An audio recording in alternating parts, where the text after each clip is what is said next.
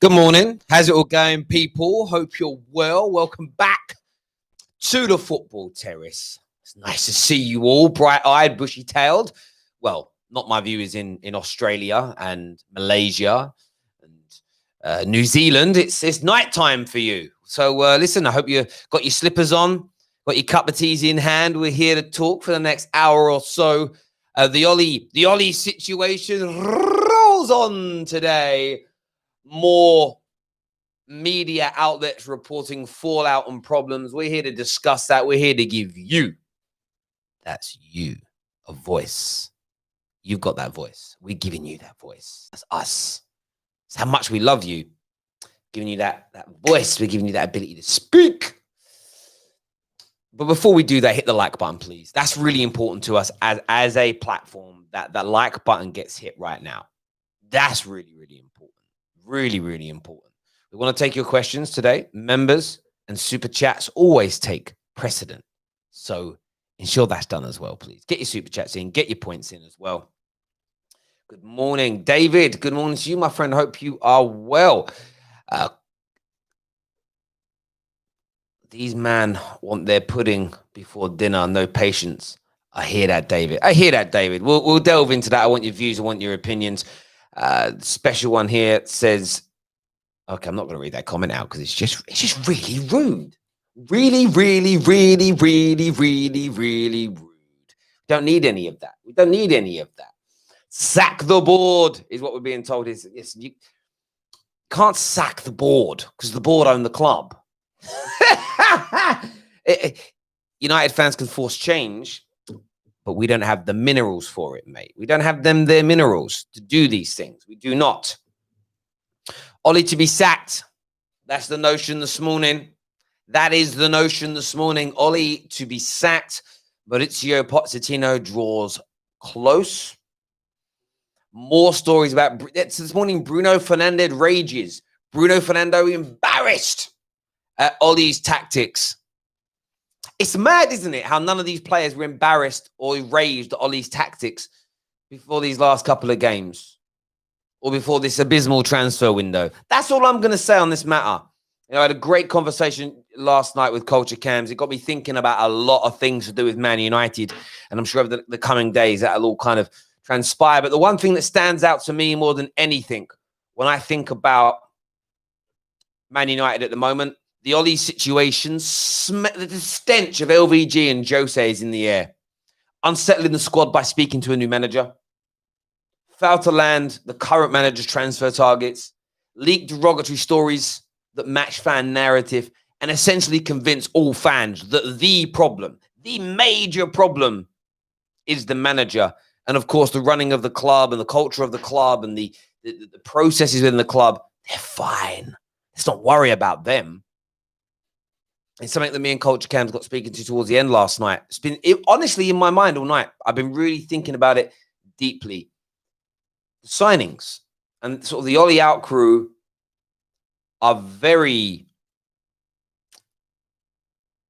vehement, I would say, in their stance that Ole only targets basic, obvious signings. Jack Grealish's, Sancho's. He wants sort of best in class at British level, Premier League proven to improve his team because his tactics are not good enough. And do you know what? Listen, I don't want to get into stuck in the weeds on that. That's their view.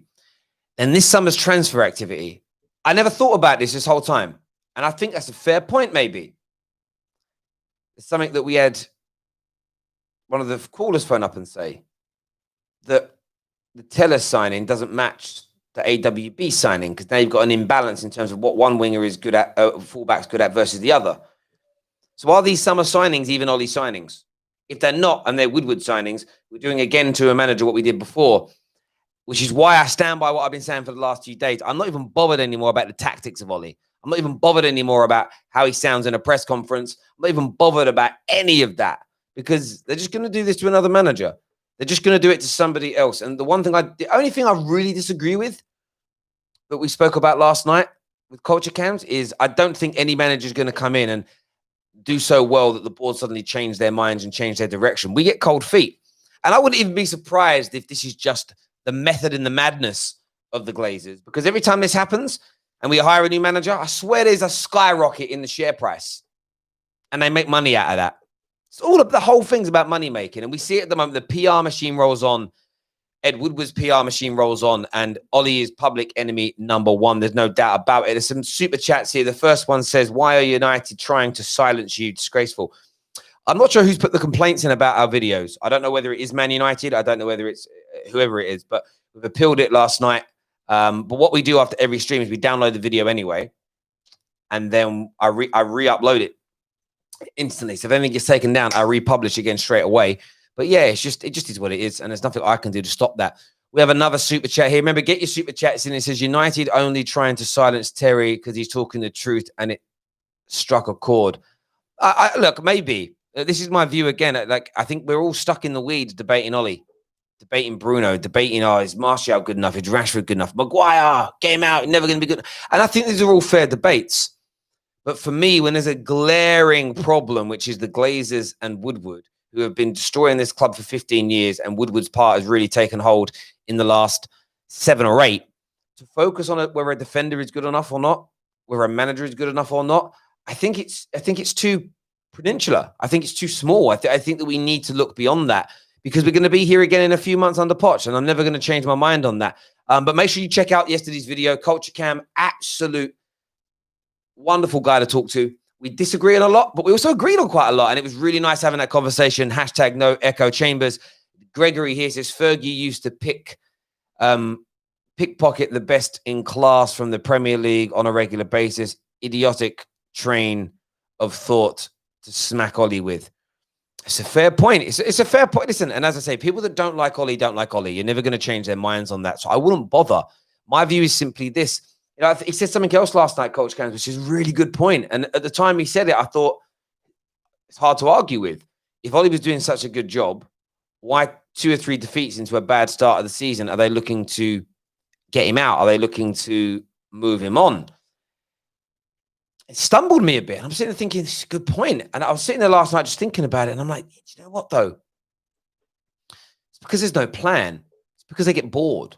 It's because, maybe if we go in this direction now. And one of the stories this morning is Man United are mindful that Mauricio Pochettino will not be available forever. And it does look like Man City are trying to make early inroads into getting him to be the permanent replacement for Pep. And that stands out to me. Maybe they're going, maybe we've got to, how do we get Ole out? How do we create like a big fuss and a lot of attention for Man United? How do we get the share price to soar again? Let's help to engineer a move out. And the one thing I think they've done that's unsettled things, it looks like they've been talking to Poch for a little bit of time now. That unsettles the squad. When you don't give a manager the signings he wants, the players are going to know this. The players are going to know who the manager is targeting, the type of player, the personnel. Suddenly, the club isn't landing any of them. They're going for new targets. It's very easy to destabilize a dressing room. The Woodward and Co are really perfect at it. But at the same time, look at it from the opposite end. And I agree with Coach Cam on this. If Ollie's never been good enough, then why is he even still in the job? It shouldn't matter about a good run of form. It shouldn't matter about a couple of iconic wins. It should be based on, are you good enough to take us to that next level? And if the answer is no, then they have to look beyond Ollie. They have to. If they were diligent at their job, I don't think they are. I think the board make decisions based on fan opinion. And Neek said it on our show just over a year ago in a live debate with the likes of man like can't remember his name, unofficial pundit and stuff, where he said, I don't want my decision makers at Man United making snap decisions based on fan opinion. You know, the Alex Telles deal is like almost a testament to this, of United fans kicking off and moaning we don't have an attacking fullback. So Ollie being overruled to go, right, let's go and sign one so the fans love us. That's their mindset. They're not happy with Ollie. The loud people are not happy with Ollie. I know what we'll do. We'll put stories out there that make him look bad, players furious at his tactics, losing the dressing room, rare. And then when we replace him, what happens is all of our misgivings, all of our problems, all of our mistakes, all of our incompetencies are then brushed under the carpet for a short period of time. And this is what will happen. And let me just tell you this now, people. Let me tell you this now, and I mean this. All the anger and frustration you've got will be brushed under the carpet. The PR machine, when Poch comes in, there will be words like, reboot, Poch's stance to fix Man United, cultural reboots, as I say, fixing things from the ground up, philosophies of football, projects. There will be all these buzzwords used to make you go, whoa, my juices are flowing now. I'm excited. Someone's going to fix us. And you forget about all the problems at the club. And it goes away for a while. And hopefully, fingers crossed, Woodward are like, let's get a bounce, let's get a bounce, let's get a bounce, let's get a bounce. They get the little bounce. We get through January, we sign a player. The football's looking better. Oh, the football's more attractive. That means less people are looking at what we're doing. And in 18 months, we're back here, boo-hooing, worrying. It's just one of them ones. It's how it's going to be. Do me a favor and smash that like button, people, right about now. We're 10 minutes into the stream. The Skype lines are open. Search Football Terrace FC on Skype. Give us a little bit of a buzz. We want to hear from you right about now what your thoughts and feelings are on this. But reports this morning that Bruno Fernandes kicks off at halftime with Ole Gunnar Solskjaer about his tactics and about the way they play. That was why he was hauled off. That's why he was dragged off. The same report goes on to say Man United are mindful that Mauricio Pochettino will not be available forever. Man City are looking at Mauricio Pochettino. Are United engineering a move to remove Ole? Are you happy with that? Are you angry with that? Do you think it will fix the club? What is your opinion? Call us on Skype right about now, or get your super chats in, please, ladies and gentlemen. We want to hear from you. We truly, truly, truly do. First up on the show, we're going to have Kish. Kish, welcome to the Football Terrace, or welcome back to the Football Terrace. What do you want to say, my friend? Yeah, Terry, can you hear me properly? Perfect, bro. Go for it. Yeah, thanks, man. I just want to say about the Ole situation. I think, we've seen this on numerous occasions under David Moyes, LBG, and Mourinho recently. And I think in any job, there are factors that contribute to success, and it's not just down to the individual himself who has been employed. And I think with Ole Gunnar Solskjaer, I think he's a brilliant manager, and people tend to think that Ole is just a scrub that United got off the road and he doesn't know what he's doing.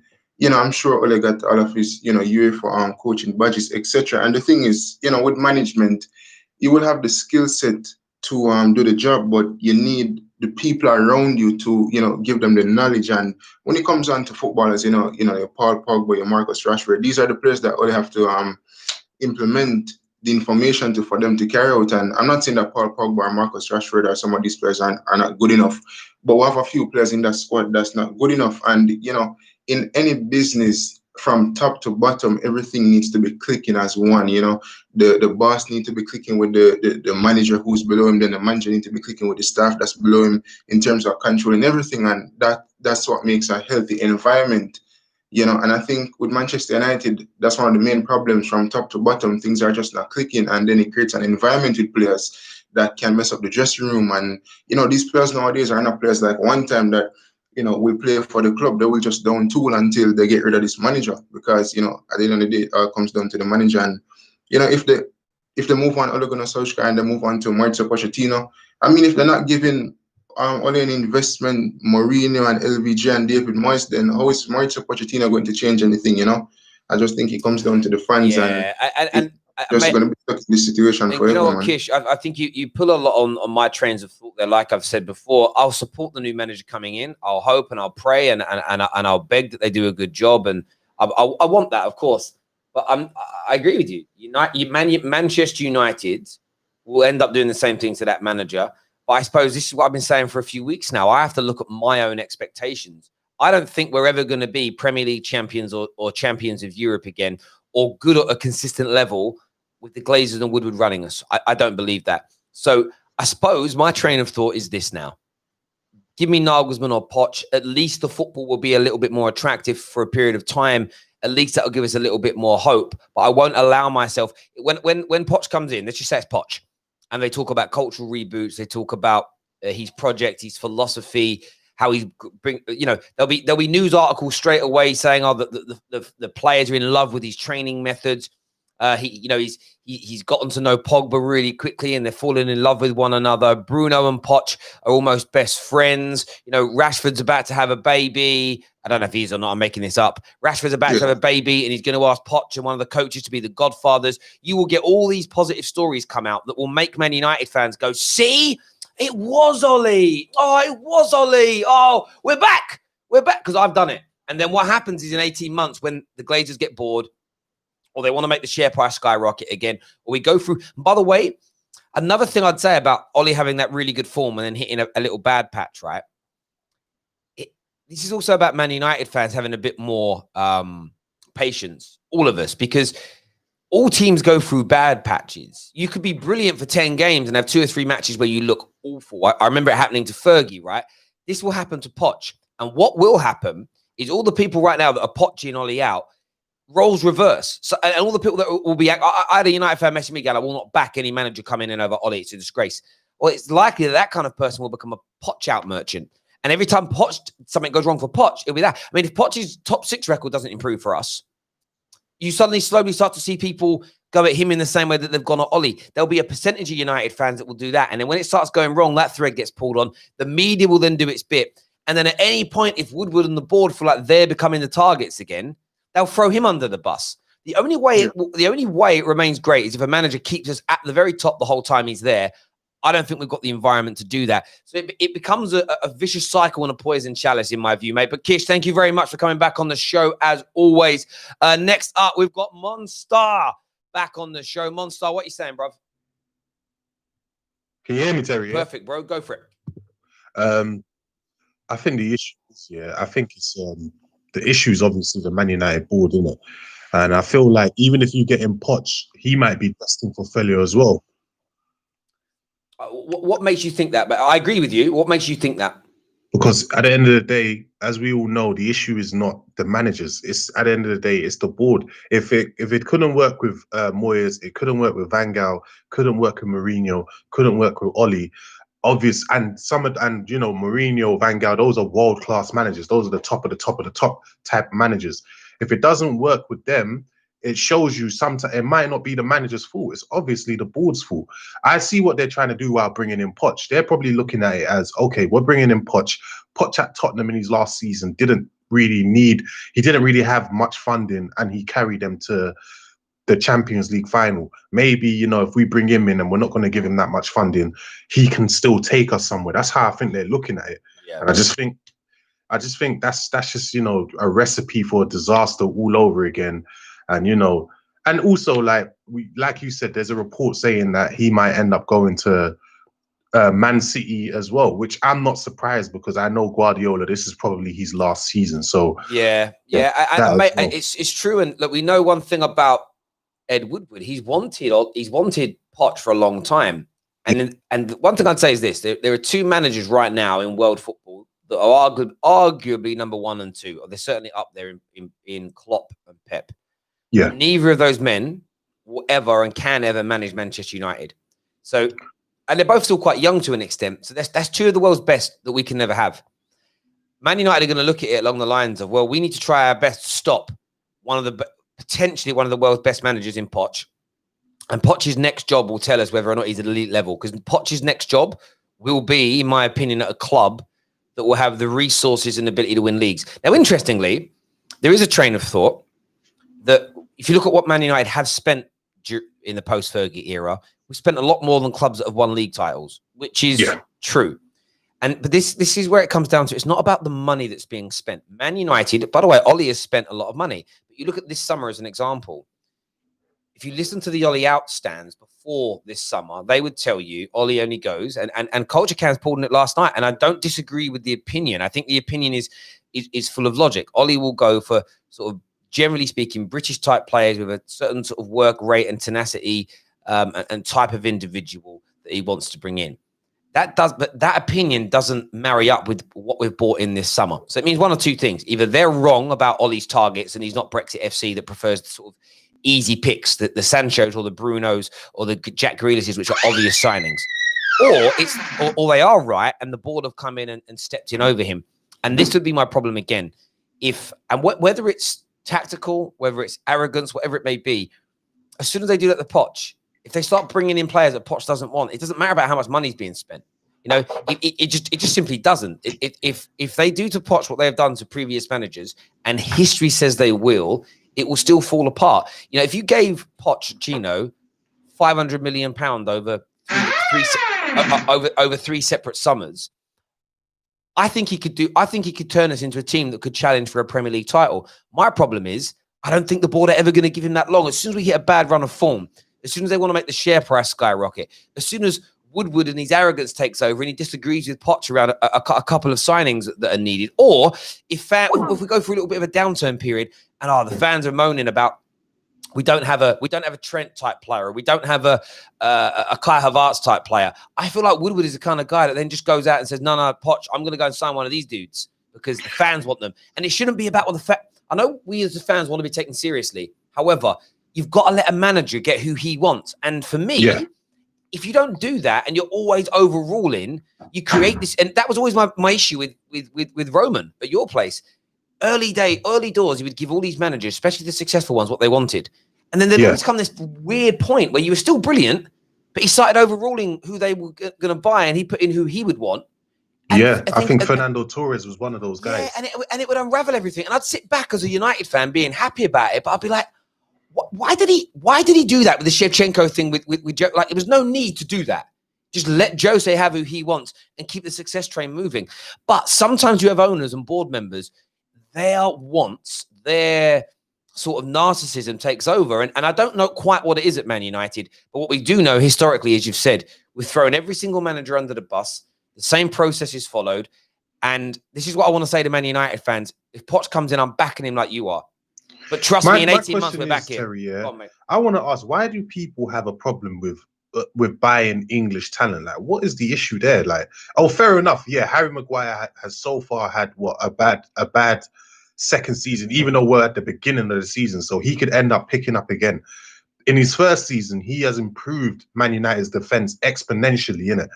So what is the issue with them buying English? Why is everyone so against buying English players? It just doesn't make sense to me. Look, I think some people, some people, we know what it is. Anything associated with the word English, they have an issue with. We know this. You see it in every sort of walk of life.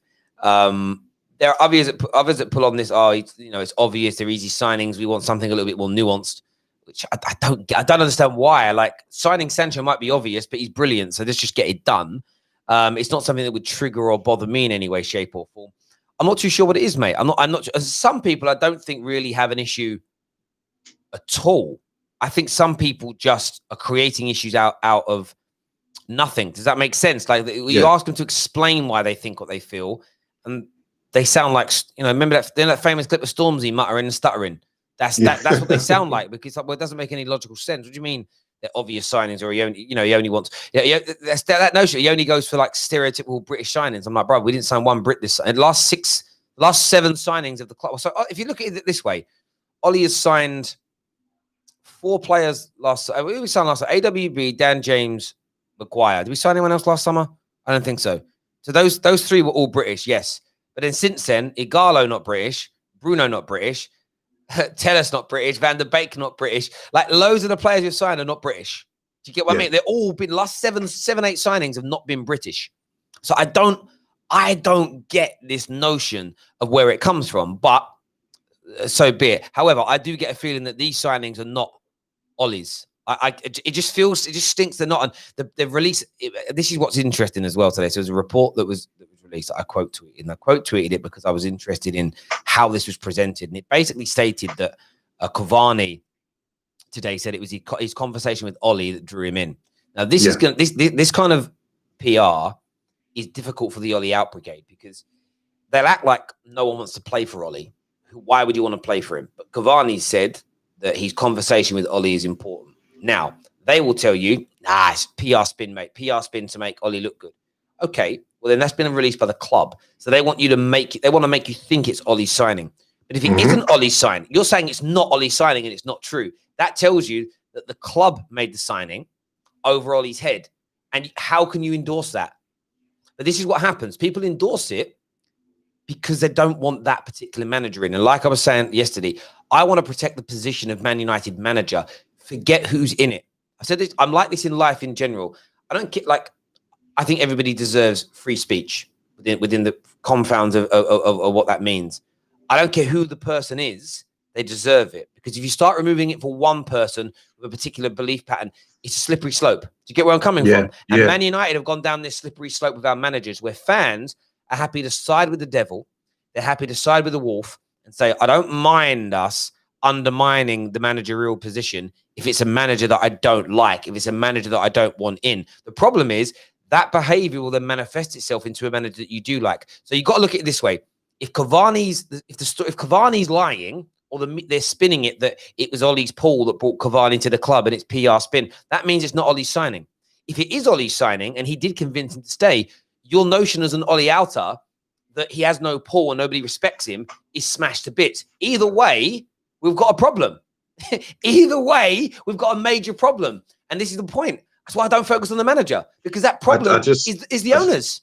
I just think it's weird because I've been watching, obviously during Man United's this season. I've been watching some of the streamers and things, and some of the United fans, and it's just like they are happy for Man United to lose, and I think that's really weird considering you support a club. I don't care who the manager is in my position. If it was at Chelsea, I always want Chelsea to win first.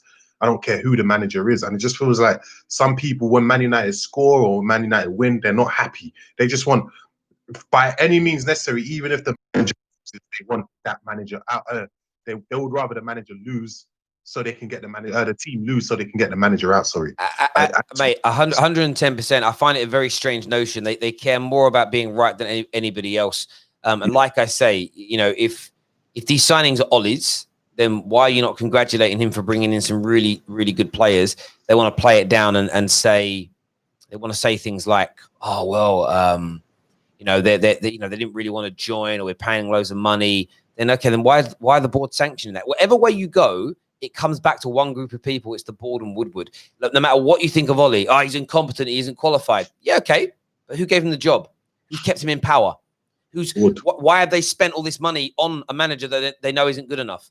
Why have they going to spend this money this summer if they're not really backing? Well, yeah, they want him out after a couple of games. No, for me, the biggest thing this stems to, I think one of the biggest problems with our board is they bend to the will of the mob very quickly because they care about how they are perceived, and they'd rather throw a manager under a bus. Like you've just said, it's why I want these fans of Ole out. It's why I want them to get the manager they want, and then I don't want this to happen, but when it does and that guy's thrown under the bus, I want to see their reaction to it. Because for me, maybe then they'll wake up and realize, you know what? Every manager gets treated like this. Maybe the problem isn't just that. We've got Hussein on the line here. Hussein, what do you want to say, bro? Hi, thanks for having me on, Terry. Can you hear me? Yeah. 1 second, mate. Michael in the comments here says, Terry, you just ignored the fact that Cavani had one great option.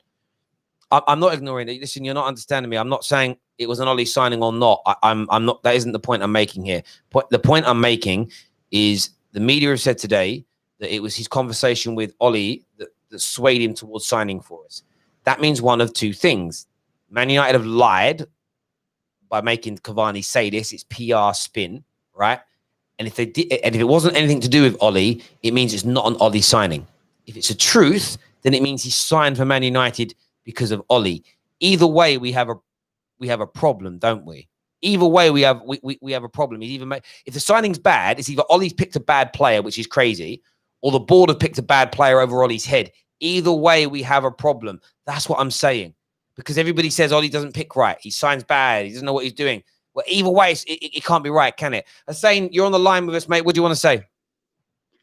Yeah, I just wanted to say that I feel really sorry for Ole because he couldn't get the transfers, the players that he wanted. This was the same situation with managers like Van Gaal and Mourinho, and I think we're looking at this pattern now where when you've had players like Jose Mourinho who said that they sent a list of players that they wanted. We've seen that with Mourinho in his preseason friendlies. He stated that he wanted a few defenders and he sent a list to the club, and he didn't even get those players. He only got the likes of Fred and Dallo, which is not good enough when you're second place, because from there you can only build on, right? And he did not get those defenders, and you can see from there Jose got sacked.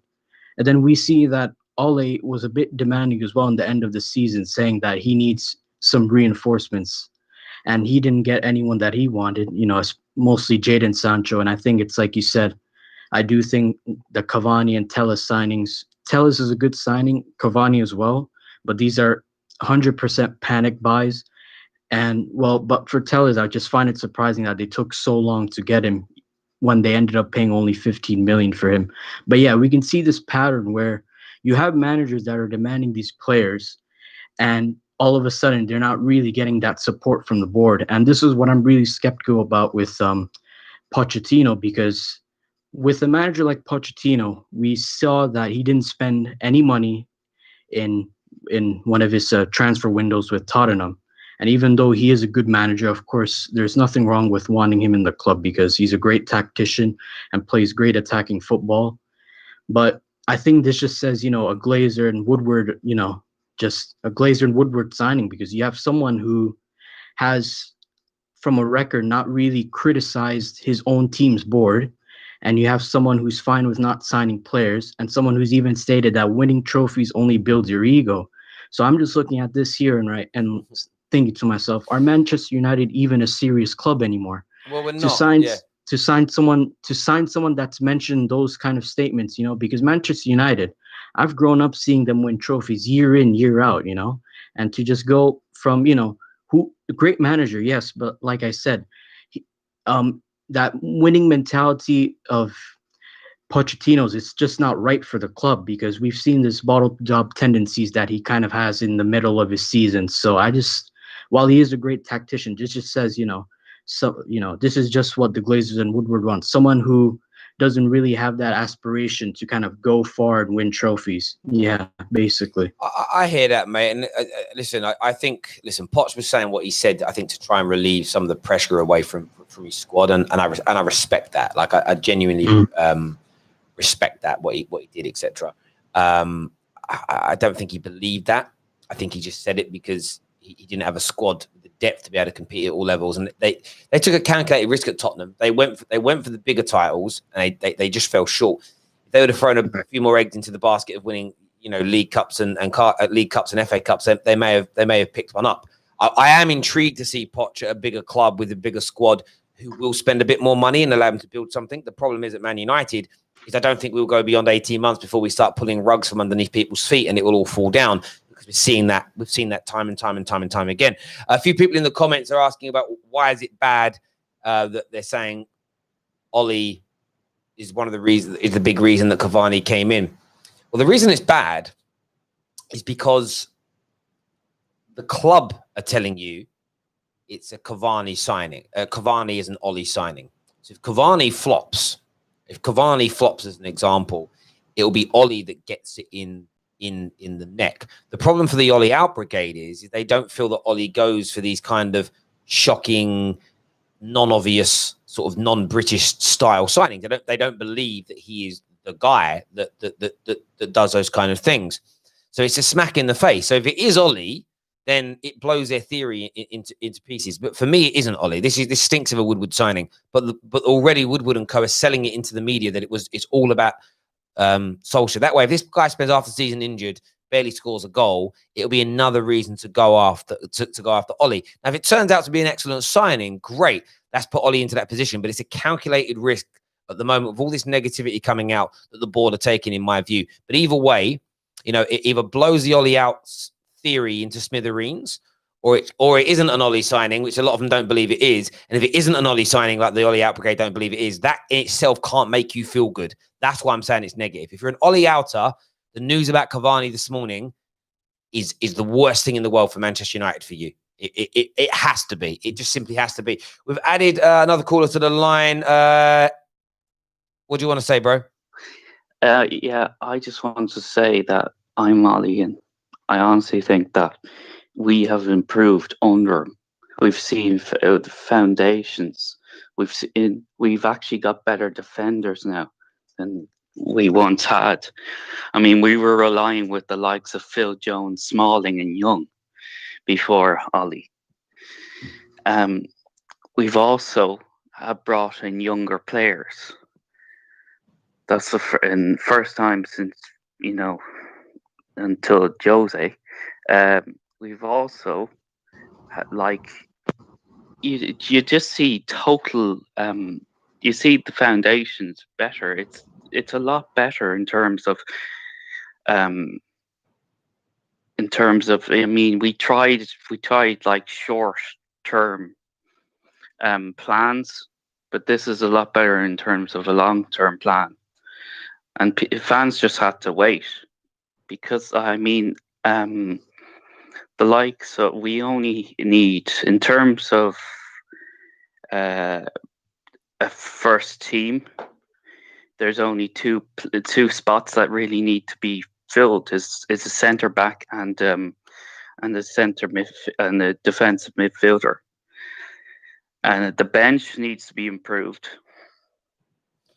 Yeah, listen, mate. I agree with a lot of what you're saying there. I still feel that we need an Ole type person to help us rebuild the club. And I'm using a buzzword in myself where we see cultural reboot. When I say that, I'm talking about how we sign, what we sign, how we scout players, creating an environment where from our academy team right through to our first team, you know, playing the same type of brand of football as an example. All these things are important. However, it doesn't matter what I want. It doesn't matter what you think. Our board, in my opinion, are not going to ever allow this to happen. Every 18 months to 2 years, they want something new.